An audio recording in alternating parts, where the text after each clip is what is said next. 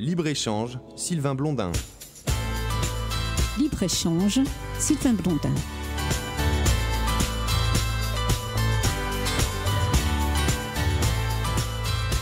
Que j'ai conduit un certain nombre de recherches sur l'eau, en particulier sur l'écologie des eaux douces et des grands fleuves.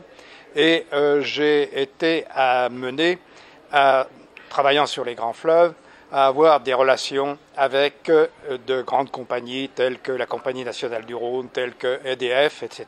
C'est-à-dire que j'ai touché dans ma carrière à la recherche fondamentale avec le CNRS, mais avec les grandes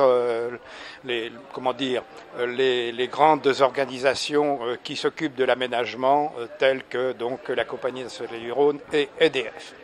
Et puis, ceci m'a amené à avoir évidemment des contacts avec l'Agence de l'eau, où j'ai été pendant très longtemps président du conseil scientifique de cette agence de l'eau Rhône-Méditerranée-Corse, et ensuite même à être président du conseil d'administration de cette agence durant 2 mandats de 1994 à 2000.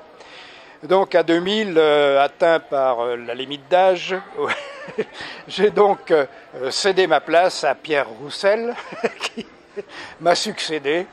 Et là, j'ai continué quand même à m'intéresser à l'eau, puisque bien qu'étant à la retraite, j'étais toujours attiré par l'eau, et je me suis investi, je dirais, pas mal, dans un organisme que l'on connaît mal, mais qui est l'Académie de l'eau.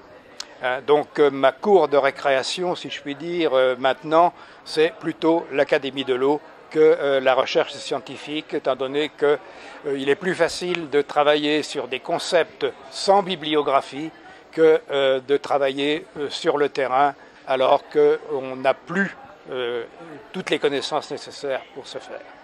Voilà, donc, si vous voulez, rapidement, l'essentiel de ma carrière. Vous voyez que, bon, je suis un aquatique, quoi qu'en dise mon fils. Ce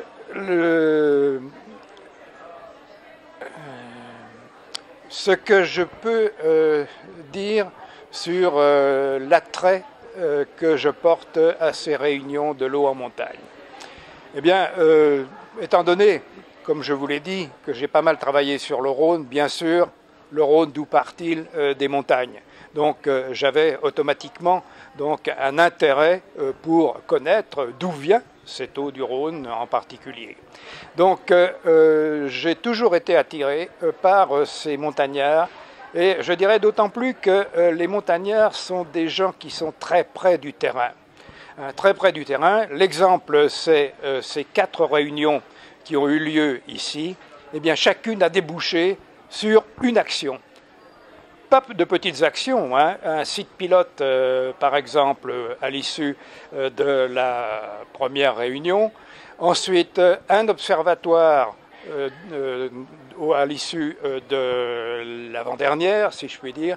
Donc, je trouve qu'il est extrêmement intéressant et instructif de travailler avec ces gens-là, parce que ça n'est pas que de la parole, c'est de l'action.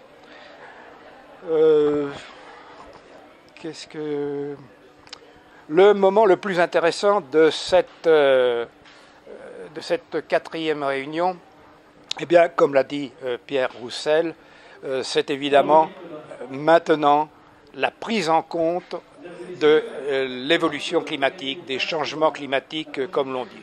Moi, je préfère évolution climatique parce que c'est quelque chose de long terme, l'évolution. Et actuellement, si on met beaucoup l'accent sur les crises que nous vivons, ce sont des emplâtres sur du court terme. Mais ce qui nous attend avec le changement climatique, c'est du moyen terme et du long terme. Et donc, il est extrêmement intéressant de mettre en évidence ici ces problèmes d'adaptation au changement climatique. Deuxième